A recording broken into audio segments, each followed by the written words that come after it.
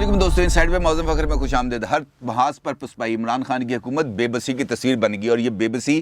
صرف بظاہری طور پہ نہیں ہے، حقیقت کے اندر عمران خان صاحب کی بے بسی اس وقت دیکھنے سے تعلق رکھتی ہے۔ ہر محاذ پر پسپائی نے حکومت کو، جو پنجابی میں کہتے ہیں نا ککھوں ہولا، حکومت اس وقت ککھوں ہولی ہو چکی ہے، اور جو ہوا کے دوش پہ ہے، اگر چاہے تو دائیں لے جائے، اگر چاہے تو بائیں لے جائے۔ خود حکومت اس وقت کسی بھی جگہ پر نہ کھڑی نظر آتی ہے، نہ بیٹھی نظر آتی ہے، اگر نظر آتی ہے تو صرف لیٹی ہی نظر آتی ہے، اور یہ وہ صورتحال ہے جس کی وجہ سے عمران خان صاحب اب بیرون ملک جانے سے بھی کترا رہے ہیں کہ کہیں پیچھے کوئی کم نہ لگ جائے۔ عمران خان صاحب نے جانا تھا برطانیہ، اور تیسری مرتبہ انہوں نے برطانیہ کا یہ دورہ منسوخ کیا۔ اس سے پہلے بھی انہوں نے برطانیہ جانا تھا، لیکن برطانیہ والوں نے ان کی میزبانی کرنے سے یہ کہہ کر انکار کر دیا کہ جناب آپ ضرور آئیں برطانیہ، لیکن لارڈز کے اندر جو پاکستان اور انگلینڈ کا ون ڈے ہو رہا ہے اس کو آ کے، یہ ٹیسٹ میچ ہو رہا ہے، وہ آ کے دیکھیں۔ اور اس کی وجہ یہ تھی کہ ان کے مشیر خاص شہزاد اکبر صاحب نے جس طریقے سے برطانیہ کے خلاف ایک نیریٹو ڈیولپ کیا تھا، اور اس کے نتیجے میں جو برطانیہ سے لوگ واپس آ رہے تھے ان کو بھجوا دیا تھا، اور اس کی وجہ سے ایک ایسی ایک سفارتی جو ہے پاکستان کی جنگ آئی ہوئی تھی، جس کے نتیجے میں برطانیہ نے ان کی میزبانی کرنے سے انکار کر دیا۔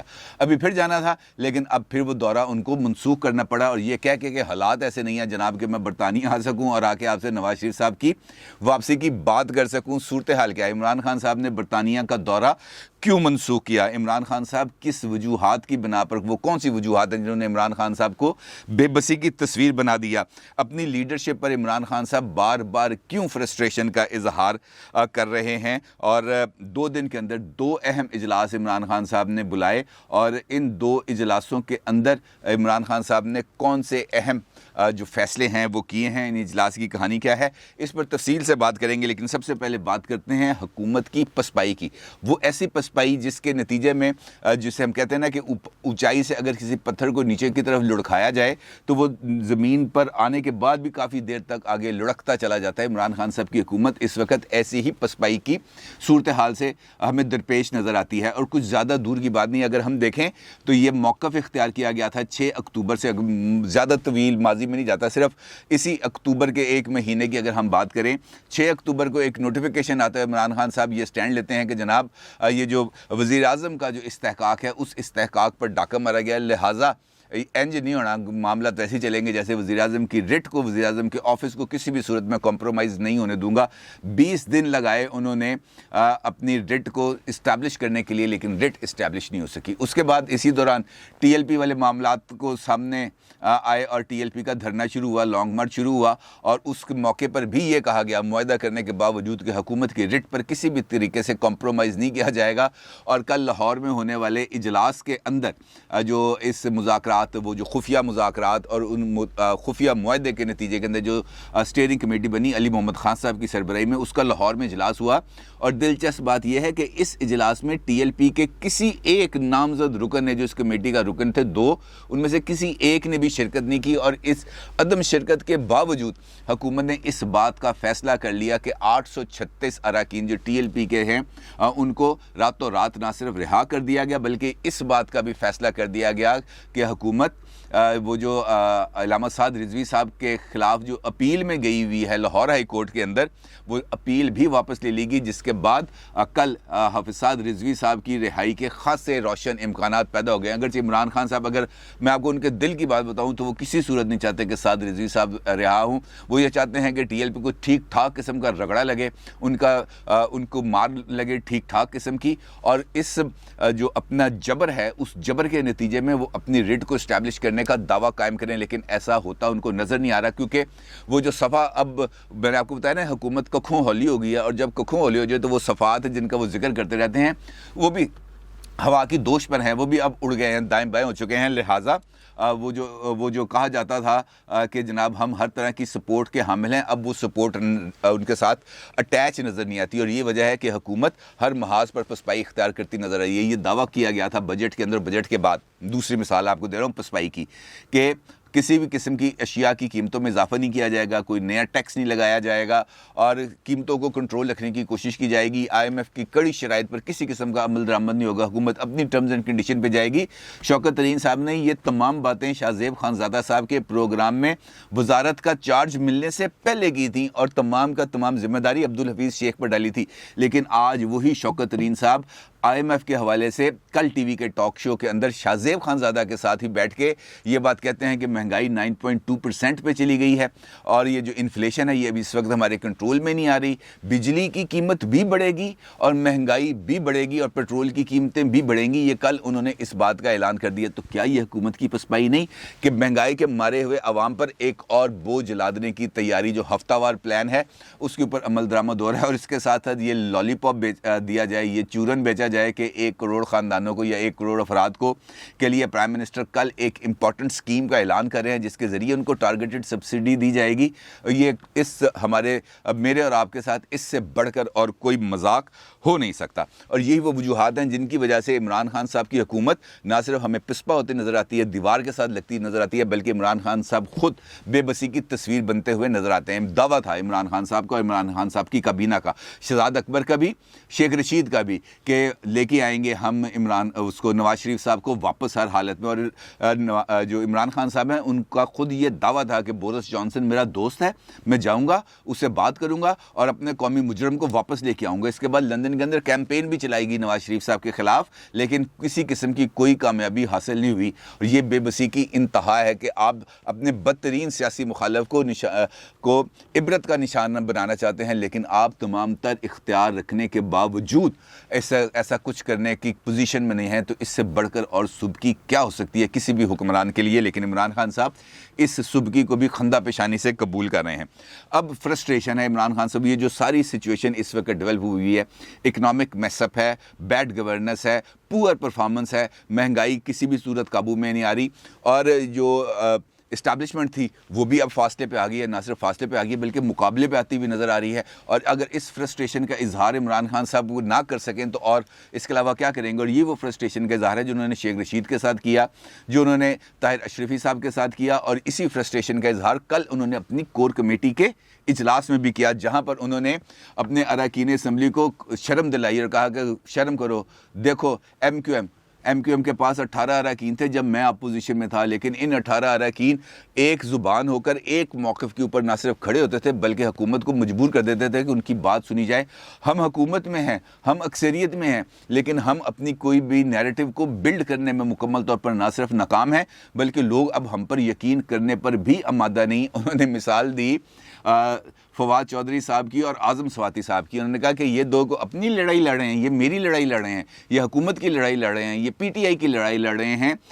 وہ جو ای وی ایمز ہے اور اوورسیز پاکستانیوں کا جو ووٹنگ رائٹ ہے اس کے والے سے یہ جنگ لڑ رہے ہیں. لیکن الیکشن کمیشن کی طرف سے ان کو شو کاز نوٹس آیا, لیکن آپ میں سے کسی ایک بندے نے ان کے حق میں آواز نہیں اٹھائی. حالانکہ خود بھول گئے کہ فواد چودھری صاحب کے ساتھ جو انہوں نے نیریٹو بلڈ کیا تھا ٹی ایل پی کے حوالے سے, عمران خان صاحب نے خود اپنے اقدامات کے ذریعے فواد چودھری صاحب کو نہ صرف بیک بنچز پہ بھجوا دیا بلکہ ان کو اس وقت اس لیول پہ لے گئے جہاں پہ وہ میڈیا پر آ کر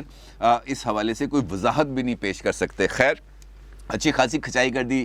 کور کمیٹی کے اراکین کی. انہوں نے پوچھا کہاں ہے وہ بابر اوان جو ہر موقع پہ سامنے آتا تھا. اب ان کے لیے یعنی فواد چودھری اعظم سواتی کے لیے کیوں سامنے نہیں آتے, کیوں اب لوگوں نے چپ کے جو ہے وہ روزے رکھے ہوئے ہیں, منہ پہ تالے لگائے ہوئے ہیں الیکشن کمیشن کے اوپر, اور خاص طور پر سکندر سلطان راجہ صاحب جو چیف الیکشن کمشنر ہیں, عمران خان صاحب نے ان پہ بھی اچھا خاصا غصہ اتارا, اپنی فرسٹریشن کا اظہار کیا. اور آج کے ڈان کے اندر اس والے سے ایک مکمل سٹوری شائع ہوئی ہے اور اس سارے اجلاس کی انہوں نے اس میں اپنی ان سائڈ بھی دی ہے اور ان پٹ بھی دی ہے. یہ وہ فرسٹریشن ہے جو اس وقت عمران خان صاحب جس کا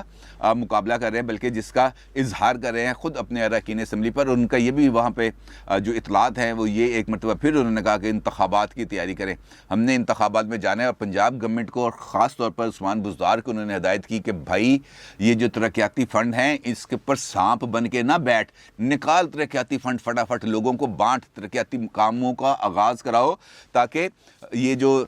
پنجاب کی صورتحال ہے یہ ذرا تھوڑی سی اس کا منہ متھا نکلے, ذرا سڑکیں بنتی ہوئی نظر آئیں, ذرا صاف صفائی ہو, لوگوں کا ذرا تھوڑا سا غصہ ٹیمپریچر کم ہوگا. لیکن عثمان بزدار آپ کو پتہ ہے کہ ایک سائیں سرکار تھے, ایک یہ والے سائیں سرکار ہیں,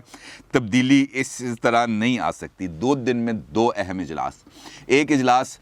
کل ہوا اور 2 اجلاس آج ہوئے. 2 اجلاس جو آج ہوئے ہیں ایک ان میں سے تھا فیڈرل کیبنٹ کا اجلاس اور دوسرا اجلاس ہوا اتحادی جماعتوں کا اجلاس. اتحادی جماعتوں کا اجلاس زیادہ امپورٹنس رکھتا ہے کیونکہ یہ وہی اتحادی ہیں جنہوں نے اس سارے ایپیسوڈ میں یعنی ٹی ایل پی کے ایپیسوڈ میں نہ صرف اسٹیبلشمنٹ کے ساتھ وہ کھڑے نظر آئے بلکہ انہوں نے حکومت پر بھی شدید تنقید کی. بلکہ ایک اتحادی نے تو اس مسئلے کو قومی اسمبلی میں اٹھانے کے لیے اسپیکر نیشنل اسمبلی کو باضابطہ طور پر خط بھی لکھ دیا. اور دوسرا اتحادی ہے جو امپورٹنٹ اتحادی ہے, اس نے بھی اس ساری صورتحال پر خاص طور پر وہ جو D G I S I والا معاملہ تھا اس کے اوپر اپنے تحفظات کا اظہار کیا, اور اس کے ساتھ ساتھ رابطے بھی وہ ہو رہے ہیں ان کے مسلم لیگ نون کے ساتھ. اور یہ وہ صورتحال ہے جس نے عمران خان صاحب کو تھوڑا سا پریشان کیا ہوا ہے, کیونکہ اگر تبدیلی کے عمل کا آغاز پنجاب سے ہو جاتا ہے تو یقینی طور پر عمران خان صاحب کا جو پیروں کے نیچے زمین ہے وہ گرم ہونا شروع ہو جائے گی, اور گرم تو اب بھی ہو رہی ہے لیکن وہ اس وقت اور زیادہ گرم ہو جائے گی. اتحادی جماعتوں کا جو اجلاس ہے, اس اجلاس میں عمران خان صاحب نے اپنی اتحادی جماعتوں کو اعتماد میں لیا. اعتماد میں کس معاملے پہ لیا؟ ٹی ایل پی کے ساتھ ہونے والے مذاکرات کے معاملے پر, اور ان کو بتایا کہ یہ وہ سچویشنز تھیں, یہ وہ انفارمیشن تھی جس کی بنیاد پر ہم نے ٹی ایل پی کے ساتھ ایک ایگریمنٹ کیا ہے. اور یہ خبر بھی چل رہی ہے کہ کابینہ کے اجلاس میں اس بات کا فیصلہ ہوا ہے کہ نیشنل اسمبلی کا اجلاس 5 نومبر کو طلب کیا جائے گا, اور اس اجلاس کے اندر یہ جو ٹی ایل پی کے ساتھ جو معاہدہ ہے اس معاہدے سے اراکین اسمبلی کو اعتماد میں لیا جائے گا. اور ممکنہ طور پر اس بات کی بھی اطلاعات ہیں کہ یہ اجلاس یعنی یہ جو پارلیمنٹ کا یہ والا اجلاس ہوگا جس کے اندر اس معاہدے کی کچھ ڈیٹیلز بتائی جائیں گی, یہ ان کیمرہ ہوگا, کیونکہ اس معاہدے کے مطابق وہ جو بشیر فاروقی صاحب ہیں مولانا سیلانی فاؤنڈیشن والے, ان کا یہ کل ایک ٹی وی انٹرویو تھا جس میں ان کا یہ کہنا تھا کہ پابندی ہے فریقین پر کہ وہ 10 دن تک اس معاہدے کے حوالے سے کوئی بات نہیں کریں گے, یعنی ان 10 دن کے اندر یہ تمام پیش رفت ہونی ہے. خیر,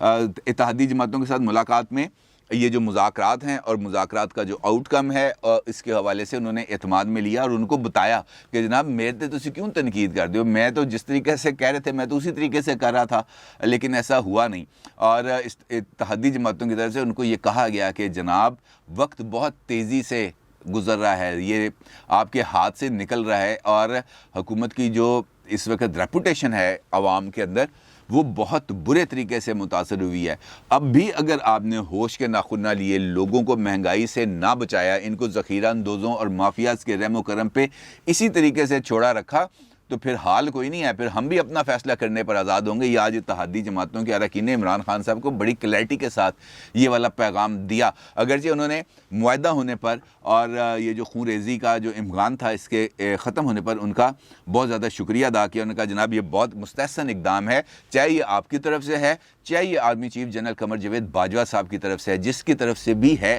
یہ اقدام لائق تحسین ہے, کیونکہ اس کے نتیجے میں ہم ایک بلڈ شیڈ سے رک گئے. ہم نے جو خطرات منڈلا رہے تھے کہ یہاں پر خون ریزی ہو سکتی ہے اس سے ہم بچ گئے. اچھی بات ہے, مذاکرات کیے جائیں اور اس معاملے کو ایڈریس کیا جائے, اور پرماننٹ اس کا کوئی نہ کوئی سلوشن نکالا جائے تاکہ یہ روز روز والے معاملات ختم ہوں. جس پہ عمران خان صاحب نے کہا کہ نہیں اب یہ روز روز والے معاملات نہیں ہوں گے, یہ طے ہو گیا کہ اب وہ دھرنا نہیں دیں گے اور لانگ مارچ نہیں کریں گے. خیر, یہ جو میں نے آپ کو ساگا آف ایونٹس بتایا ہے, یہ بات اس چیز سے ثابت ہوتی ہے کہ عمران خان صاحب کی گورنمنٹ اس وقت معلق ہے, ایک معلق حکومت ہے جس کے نہ پیر زمین پر ہیں نہ ان کے سر پہ چھت ہے, وہ عجیب و غریب طریقے سے معلق ہے. اور معلق حکومت کبھی بھی کسی بھی جگہ پر, کسی بھی نظام میں, کسی بھی معاشرے میں عوام کے لیے اور خاص طور پر عوام کی فلاح و بہبود کے لیے کسی قسم کا کوئی کردار ادا نہیں کر سکتی. اور یہ جو بے بسی ہے یہ یقینی طور پر ایک جانب خود پی ٹی آئی اور اس کے سیاسی تشخص کے لیے نقصان دہ ہے, اور دوسری جانب مملکت, ریاست اور ریاست میں بسنے والوں کے لیے بہت بڑا نقصان ہے, اور اس نقصان کے ازالے کا کوئی نہ کوئی راستہ ضرور نکلنا چاہیے. اپنی رائے کا ضرور اظہار کیجیے گا. آپ کا بہت شکریہ. اللہ حافظ.